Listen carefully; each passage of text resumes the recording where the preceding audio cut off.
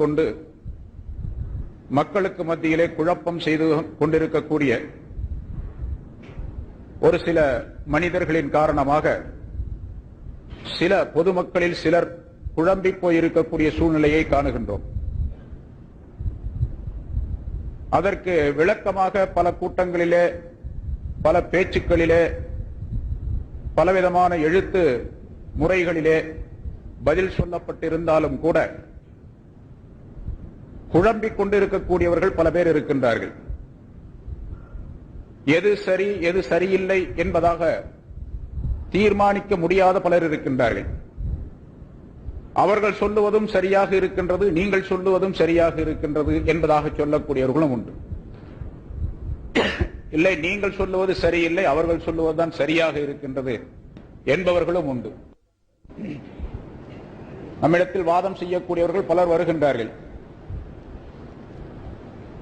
நாம் சில விளக்கங்களை சொல்லும் பொழுது அவர்கள் குர்ஆனிலே இருக்கின்றதா ஹதீஸிலே இருக்கின்றதா என்பதாக கேட்கின்றார்கள். நான் அடிக்கடி சொல்லி இருக்கின்றேன், அப்படி கேட்கக்கூடியவர்களுக்கு குர்ஆன் ஹதீஸை பற்றி தெரியாது.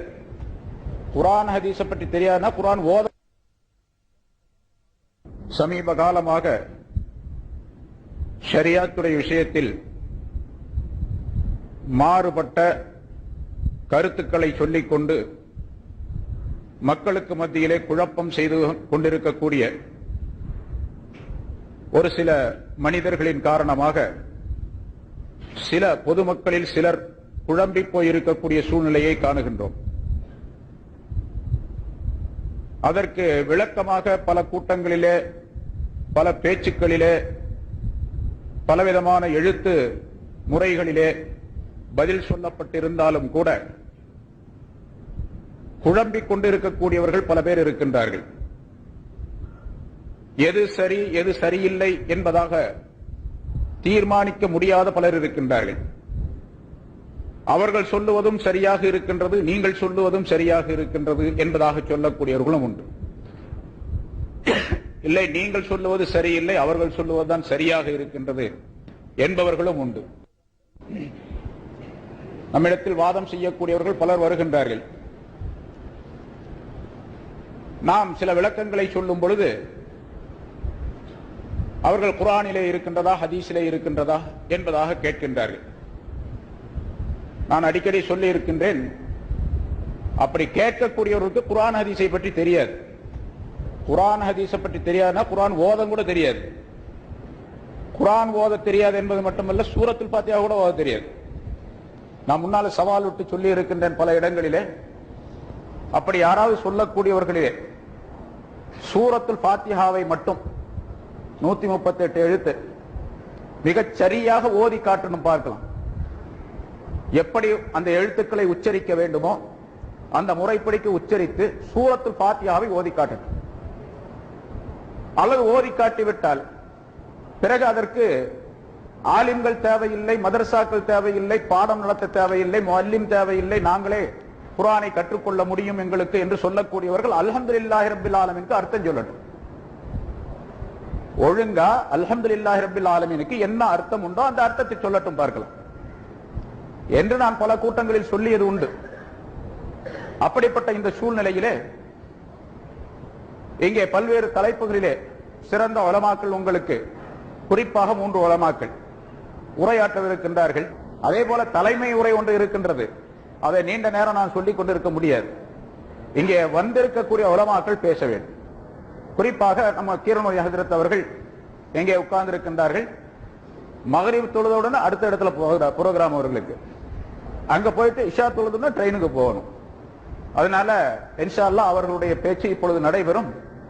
தலைமை உரை என்று ஒன்று சொல்லுவதற்கு இருந்தால், நேரம் இருந்தால் அது இன்ஷா அல்லாஹ் பின்னால் சொல்லப்படும் என்பதாக சொல்லிக்கொண்டு உடனடியாக ஹஜ்ரத் அவர்களை பேசுமாறு நான் அழைக்கின்றேன். பன்றி கறி உங்களுக்கு ஹராமாக்கப்பட்டிருக்கின்றது என்று அல்லாஹு தஆலா சொல்லுகின்றான்.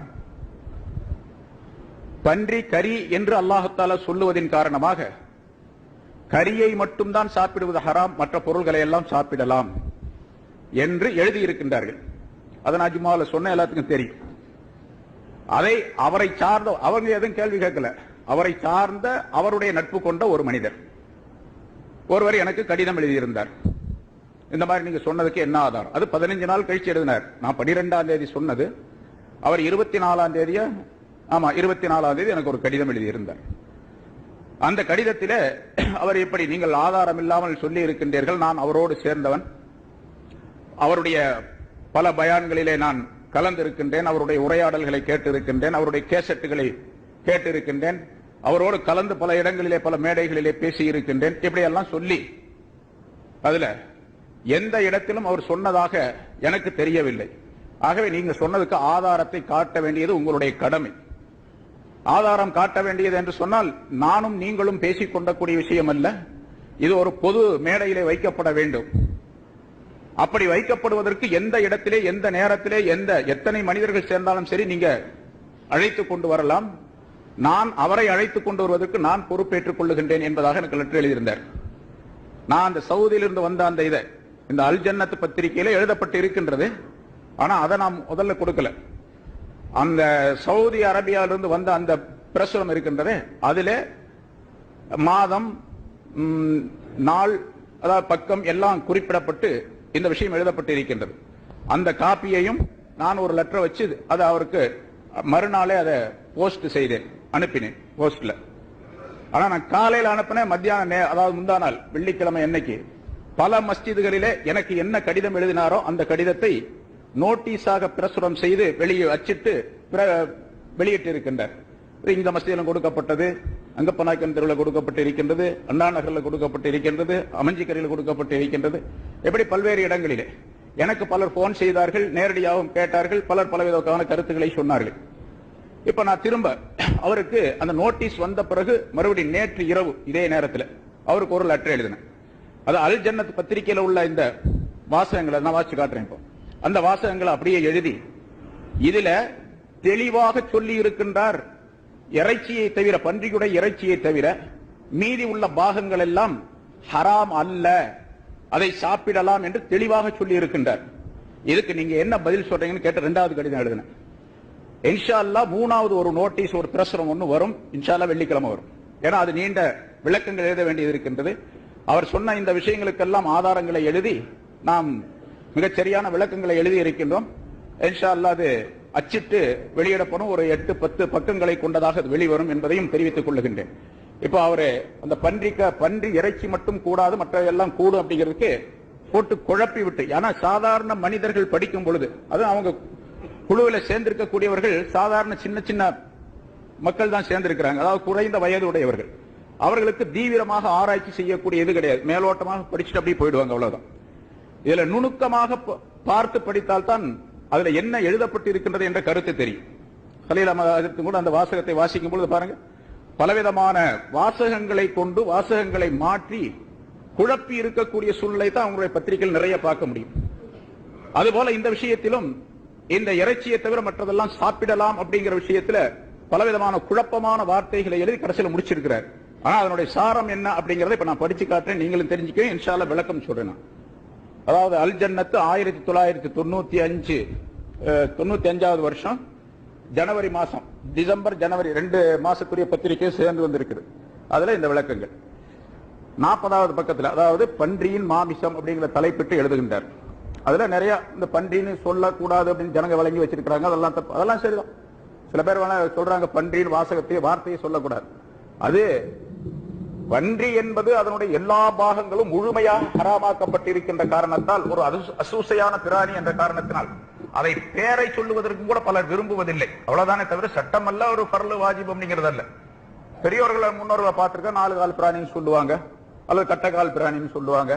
இப்படி அந்த பேரை தெரிவிப்பதும் கூட, நான் கூட ஒரு 2 வருஷத்துக்கு முன்னால இந்த பன்றி என்ற வார்த்தை இங்கே ஜும்மால உபயோகித்ததன் காரணமாக ஜும்மாவுக்கு வந்திருந்தவர்கள் சில நல்லடியார்கள் சொன்னாங்க, என்ன பன்றிய போய் பன்றிங்கிற வார்த்தையை ஜும்மாவில் எல்லாம் சொல்றாரு இவரு அப்படின்னு சொன்னாங்க. அதாவது அது அவ்வளவு மோசமான பிராணி என்று விளங்கி வைத்திருக்கின்றார்கள்.